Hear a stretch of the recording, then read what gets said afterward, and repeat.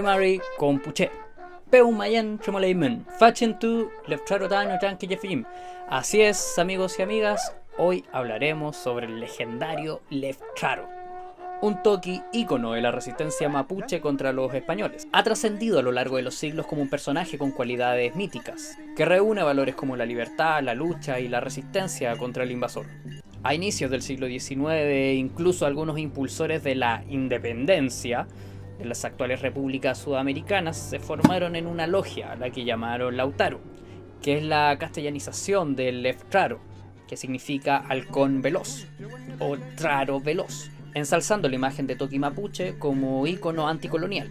Aunque luego dos de esas repúblicas que se habían congregado en esa logia Lautaro colonizaron al pueblo nación mapuche, y ahí los íconos de resistencia a la colonización se veían mejor en la cárcel o bajo tierra para esos estados, chileno y argentino. Huelu Feley, sin más preámbulos, allá vamos.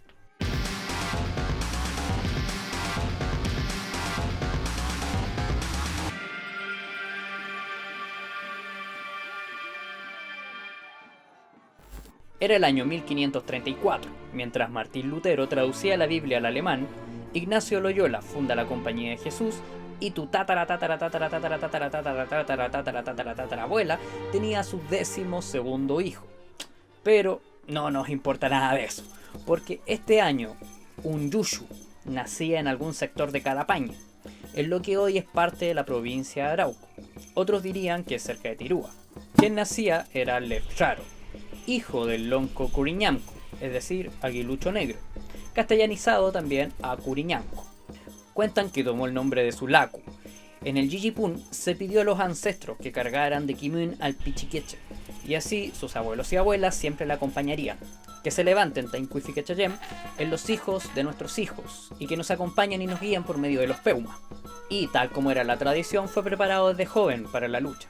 Esta preparación abarca desde el Raquizuam hasta lo físico. Todo este entrenamiento lleva por nombre Colle Yaullín, que es el arte marcial mapuche, que consiste en la formación de destreza física, en el endurecimiento muscular y adaptación y conocimiento del medio ambiente. Así se formaba una élite guerrera sagrada, que algunos han comparado con el Budo japonés, ya que consiste en un conjunto de prácticas físicas y también intelectuales. Es probable que el Pichihuentru Leftraro se estuviera formando en este saber de hormigas, el Colle Yaullín, cuando de pronto vio como los españoles, comandados por el archirrival de las primeras naciones al sur del Perú, Pedro de Valdivia, el gobernador y capitán general de lo que ya comenzaban a llamar como Chile. Santiago de la Nueva Extremadura aún olía a quemado tras el incendio provocado por los huaychafes de Michimalonco, que el video te lo dejó por aquí. Valdivia buscó expandirse hacia las tierras más al sur. En esto fue que se encontró con el lonco Curiñanco, padre de Leftraro. Por supuesto, Valdivia, haciendo honor a su religión de amor y paz, opta por cortarle los pies al lonco, a su esposa y a los huaychafeyem que combatían, y como era costumbre, raptó a varios huachequeches con el fin de hacerlos esclavos y esclavas. Allí iba Leftraro, con la rabia de ver morir a su chau y su ñuque, y que prontamente sería convertido en el paje, es decir, el servidor personal de aquel que había asesinado a todo lo que él conocía, su Puenui, su Reima, convertido ahora entonces en el paje de Valdivia. Más o menos 6 años estuvo bajo el alero de Valdivia. Imagínate tener que vivir con ese que te cae mal, y que no solo te cae mal, sino que además mató y asesinó a toda tu familia. Y como era costumbre, al español le pareció complicado llamarle por el nombre Leftraro, así que se tomó la atribución de bautizarle como Felipe. Podemos imaginar al Leftraro llegando a la Plaza de Armas de Santiago, cargando con las pertenencias de Pedro de Valdivia, quien vivía en lo que ahora sería el museo, que está en dicha plaza, en ese Santiago que no era más que unas cuantas casas de adobe y palo. El resto de castellanos podían ver al nuevo Yanacona, el gobernador, al servicio en la caballeriza. Si algo pudo sacar nuestro Peñi de todo aquello fue aprendizaje sobre los blancos. Ver que estos invasores hablan un idioma distinto, que pasan hambre, que los soldados llevan armaduras tan pesadas que cuando se suben a los caballos estos se estancan en el barro, y aprende que la lluvia moja la pólvora, y eso hace que las armas de fuego no funcionen tan bien o simplemente no funcionen. Leftraro debió acercarse al caballo, analizarlo, estudiarlo y aprender de él. ¿Qué tipo de fuerza nos puede brindar el Cahuellu si lo llevo a nuestro pueblo? Debió pensar. Creación de cuerpos de caballería y qué sé yo. Siendo un huechequeche estuvo atento y aprendió las técnicas del enemigo. pudo oír sobre cuáles eran sus debilidades, las estrategias, incluso sobre cómo se inclinaban sumisos frente a una cruz de palo, pero también podían ser fieros con la espada. Leftraro pudo ver cómo es que mataban a sus peñis en batallas como la de Andalien o la de Penco. Fue testigo de cómo se amontonaban los cuerpos inertes de sus hermanos luego de luchar toda la noche. Valdivia se adentraba hacia el valle de Talcahuano y comienza a construir allí su base, Concepción, que recordemos por este tiempo quedaba en lo que hoy es Penco, y no se tarda mucho en poblar el sector. Pero un nuevo ataque mapuche dejó un saldo negativo para nuestro pueblo. El Peñi vio como sus hermanos eran mutilados de nariz y orejas, pudo ver cómo estos castellanos se organizaban para invadir las tierras mapuche y raptar a su gente. El proceso de mestizaje justamente se produciría debido a las violaciones que cometen los españoles a nuestras pulamien. Leftraro debía guardar su rabia y aprender a usarla con sabiduría. Él jamás olvidaría quiénes eran sus enemigos. Conocía cada vez más a Valdivia. Tantas veces pudo haberlo visto borracho, riendo, llorando o incluso cagando. Sabía nuestro Peñi que Valdivia era vulnerable, como cualquier otro. Se cuenta que por este tiempo es que Leftraro conoció a Guacolda, que era una lamien mapuche que también había sido capturada, pero por Francisco de Villagra. Nuestro Peñi, al parecer, se nos enamoró. Y cuando llegó la hora, Leftraro, junto con Guacolda, deciden irse así nomás. Algunos dicen que se escaparon desde Santiago, así como hay otras personas que también dicen que habría sido desde Concepción, es decir, Penco. Pero aquí lo importante es que tuvo la mejor idea de todo el mundo mundial: tomar caballos y algunas cosas que usaban los españoles como armaduras, y así poder demostrar cómo es que nuestras lanzas, que eran endurecidas con fuego, y nuestras flechas no lograban atravesar la carne del Licuecufe. Se había organizado un Walmapu, un tragún, entre los loncos del Melihuitrán Mapu, ya que corría el rumor de que por allá, en esos lados, también llegaría el tal Pedro de Valdivia, desde el Picún Mapu. Ya tantas hermanas y hermanos habían sido esclavizados, así que había que escoger a un nuevo toqui. Alguien que conozca el Quimen Mapuche y que tenga la suficiente inteligencia como para unificar a todo el Melihuitrán Mapu en un solo objetivo urgente: la Huaychán. En este tragún se encontraban algunos como el Kimche Colo Colo, el Chachay Elicura, Lincoyán, etc. Por acá es que aparece el Peñi Leftraro. Hasta ese entonces un extraño Wentru montado a caballo, posiblemente vistiendo parte de una armadura española. Y demás que saludando Mari Compuche, hinche Leftraro Piñán, y contando cómo fue que llegó a vivir entre los mismísimos españoles, y revelando a sus Pucompan las debilidades del Winca, contando lo aprendido e incitando al Nehuen, Huelurra, Kizuan Café, que eran cosas que tanto se necesitaban. Sus palabras y su inteligencia lo llevaron a ser elegido como el Toqui. Se cuenta que Calfulicán, o castellanizado a Caupolicán, ya había sido escogido antes, pero hizo al Leftraro Toqui en esta emergencia. Por ahí también se cuenta que en realidad nada de eso, sino que Calfulicán vino después de Leftraro y punto. Sí, todo muy confuso, pero espérate, que allá ya viene Valdivia con todo su ejército.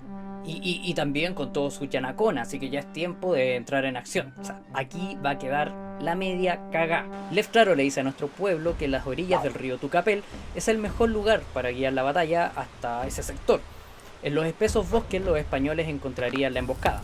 Nuestros ancestros ayunaron para estar más livianos. Por supuesto que no podía faltar Sumerque o con Conecurú para reponer Nehuen en la batalla. De paso se taparon con ramas unos pozos que eran muy profundos para que cayera la caballería. Adaptaron sus armas y así, livianos y descansados, se mimetizaron con el terreno, mirando cómo el enemigo sonreía y avanzaba hacia lo que creían una victoria total.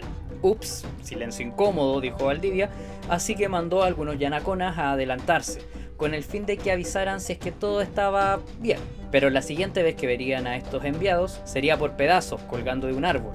El resto de yanaconas piden a Valdivia regresar al norte, pero el bigotón era porfiado y quiso seguir avanzando. Total, para matarlo a él tenían que primero matar a una gran cantidad de yanaconas, así que qué rico, todo estuvo bien tranquilo, dijo Valdivia, divisando el fuerte de Tucapel en lo que hoy es Cañete. Pero estaban completamente rodeados por las fuerzas de Leftraro, quien pasó de ser quien equipaba su caballo a ser ahora su verdugo. De pronto los mapuches se retiran hacia el río, pero una nueva carga de mapuche con energías renovadas ataca, y así sucesivamente, como si fueran guerreros part-time, o sea, como guerreros de medio turno, agotando completamente a los españoles. Este es el día 25 de diciembre de 1553, por lo que el verano, las armaduras, la Navidad y todo lo demás tienen agotados y sedientos a los españoles. Mientras tanto, nuestros ancestros corrían a refrescarse al río y luego volvían, luchando en oleadas de unos 5 a 7 grupos, cada grupo con unos 1000 huaychafes. Valdivia intenta huir al verse que está completamente derrotado, pero no, Pedrito, hasta aquí nomás llegaste. Feliz Navidad te van a dar.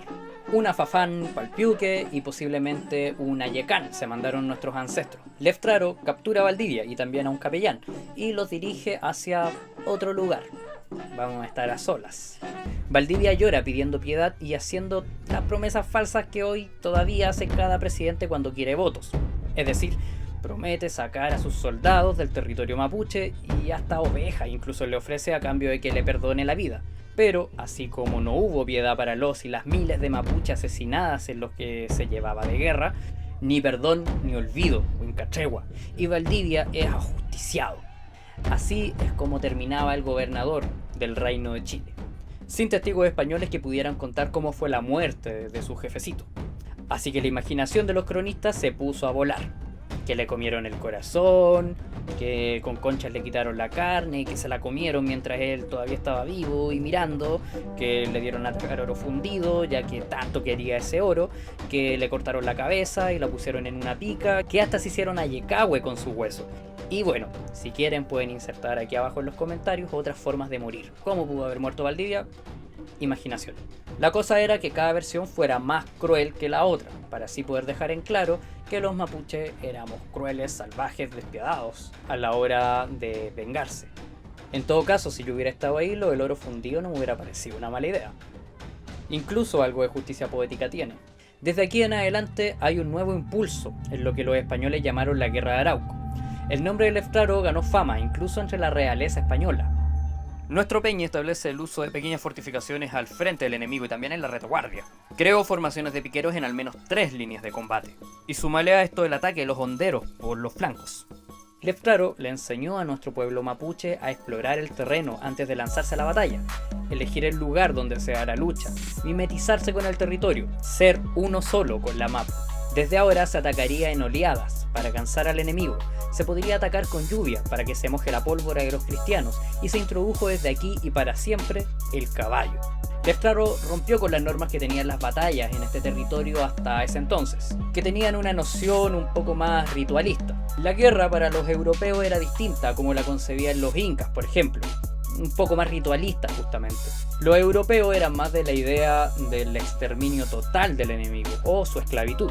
Es decir, que hoy Leftraro en una protesta le diría a la gente que sus danzas rituales y fumar marihuana en la marcha quizás no sea una buena estrategia para pelear con las fuerzas del orden represivo, a menos que solo quieras hacer folclore o una linda intervención artística.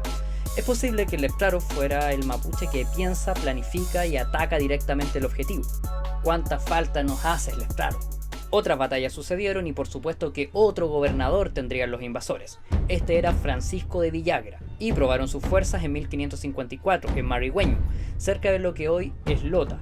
Allí llegó Villagra con unos 300 españoles, 6 cañones y 3000 yanaconas, dispuestos a morir. Los mapuches les dejaron cruzar el río Biobío y no le jodieron su marcha. Esperaron a la noche mientras acampaban.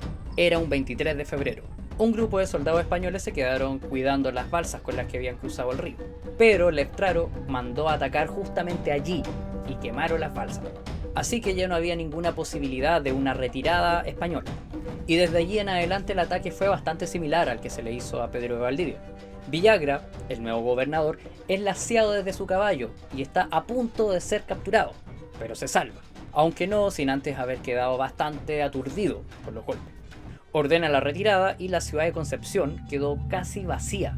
Quienes quedaron en la ciudad quisieron huir, pero Villagra amenazó con pena de muerte a quien se le ocurriera intentar escapar de la ciudad. De todos modos, quedan solamente Villagra con unos cuantos soldados quienes deben huir, porque ya llegaría el azote de los españoles, Tañipeñi y Leftraro.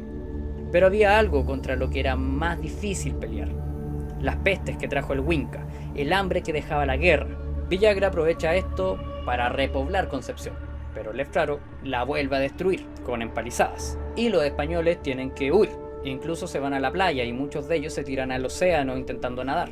Hasta en Europa se escucha sobre un fiero pueblo indígena que aterrorizaba a los invasores al sur del continente americano, que Atilan y que Ivar el Deshuesado. Leftraro era quien sonaba fuerte como el azote de los europeos. Pero la guerra recién comienza. Imperial y Valdivia son los únicos asentamientos españoles que quedan al sur del Biobío, así es que están completamente desconectadas del resto de las ciudades huincas. Esta gente comienza a quemar las rucas mapuche y a matar a cuanto peño Lamián se cruce. Leftraro se propone esta vez para atacar Santiago y expulsar definitivamente al huinca invasor. Y Culculé en mano emprende su viaje al Picún Mapu, convenciendo a los huaychafes que se le unieran en la campaña. Muchos en el Picún Mapu, quienes a veces eran más vulnerables al adoctrinamiento de los incas y después de los españoles, no estaban tan de acuerdo en oponerse a estos últimos invasores. Algunos ya comenzaban a abandonar su fe en mapuche y se comenzaban a parecer más a los mapuches ahuincaos de hoy en día. Feley, ¿eres parte de la solución o eres parte del problema?, dijo Leftraro, y a quienes se oponían a su campaña les vio como enemigos. Por ende tampoco se salvarían de la furia del Peñi, quien comenzó a destruir los asentamientos ahora declarados enemigos. Estos picunches que alcanzaron a escapar le fueron con la noticia a los españoles. Muchos huincas que estaban muy asustados quisieron devolverse al Perú, y por aquí hubieron algunos intentos por parte de los españoles para detener el avance mapuche. Pero Leftraro nuevamente había estudiado el terreno y había cavado pozos para detener a los caballos. La cosa es que todas estas escaramuzas eran bastante intermitentes. Una noche, el Peñi Leftraro y Guacolda acamparon en el río Mataquito. Los Pucompañes se reunían en un cahuín por la superioridad demostrada en batalla. Tomaron Mudá y celebraron hasta bastante tarde, sin saber que desde el norte un grupo de soldados españoles se acercaba. Y ya todos tenían ahí en su GPS la ubicación exacta de Leftraro, ya que los loncos que no habían querido unirse a Leftraro habían ido a delatar al Toqui. Era un 29 de abril de 1557 y Villagra llega a las afueras del asentamiento mapuche. Esto lo hace durante la madrugada. Leftraro dormía tranquilo, confiaba en que las trampas puestas para la caballería impedirían cualquier tipo de amenaza.